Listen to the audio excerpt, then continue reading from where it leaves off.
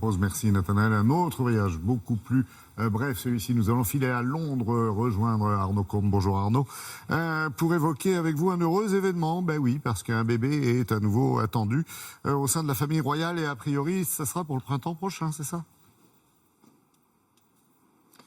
Et oui Laurent, un nouveau bébé royal qui met évidemment, vous l'imaginez, du baume au cœur aux Britanniques en cette période de troubles liés au Brexit. Alors l'annonce, elle a été faite en début de semaine par Buckingham et on l'a appris, on est chanceux, très peu de temps seulement après la reine, puisque selon les médias britanniques, Harry et Meghan qui se sont mariés il y a 5 mois tout juste, c'est leur anniversaire de mariage, ont annoncé l'heureux événement à Elisabeth vendredi dernier, seulement lors des noces d'une princesse, de la cousine d'Harry. D'ailleurs, les médias britanniques, en tout cas les mauvaises langues, disent que Harry a volé la vedette à la princesse Eugénie, qui n'est autre que la fille d'Andrew, le frère de Charles, puisque c'était son moment et que Harry a profité de ce moment pour annoncer donc la grossesse de Meghan à la reine Elisabeth. Alors, toujours est-il que ça, ce sont des histoires de famille, il y en a dans toutes les familles. Les deux tourtereaux, en tout cas, profitent de ce moment, ils sont sur leur petit nuage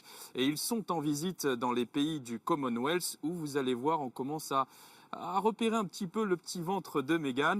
Ce reportage est signé Laura Calmus et Anto Filippi qui suivent le dossier de très près pour nous. Regardez. Une foule impatiente, un couple tout sourire et une aisance évidente avec le protocole pour cette première visite officielle à l'étranger. 16 jours dans le Pacifique pour le plus grand bonheur des Australiens qui ont Meghan et Harry dans la peau. Princesse Meghan a touché la tête de Camilla. C'est incroyable! Et tu vas t'en souvenir pour le restant de tes jours? Oui. Et c'est justement lorsque tous les regards sont rivés vers eux que le duc et la duchesse décident d'officialiser ce que beaucoup attendaient avec impatience. On n'aurait pas pu rêver d'un meilleur endroit que l'Australie pour annoncer l'arrivée de notre premier enfant. Car si le ventre de Meghan ne s'est pas encore arrondi, le futur bébé royal peut déjà compter sur ses fans. J'espère que c'est un garçon. Et pourquoi? Comme ça, il pourra se marier avec elle. Quand j'ai appris la nouvelle, j'en ai parlé à tout le monde au travail. On lui a même trouvé un prénom, Princesse Mathilda. Et tout est fait pour rendre la nouvelle bien concrète. Le couple a reçu cette peluche d'un kangourou avec son bébé dans la poche et a rencontré une jeune maman. Le duc et la duchesse de Sussex se sont mariés en mai dernier et n'ont jamais caché leur désir de fonder une famille.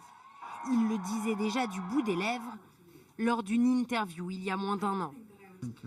On va procéder étape par étape, mais j'espère que bientôt, nous pourrons fonder une famille. Âgée de 37 ans, Meghan Markle serait enceinte de 3 mois. Et comme l'exige le protocole, aucune information supplémentaire ne sera divulguée avant la naissance, prévue au printemps prochain. Arnaud, quelquefois on s'y perd un peu avec tous les bébés de la famille royale. Est-ce que celui-ci aura un jour une chance d'accéder au trône, si on peut appeler ça une chance ? Pas vraiment, Laurent, sauf invraisemblable série de drames au sein de la famille royale. Non, ce futur bébé n'accédera pas au trône.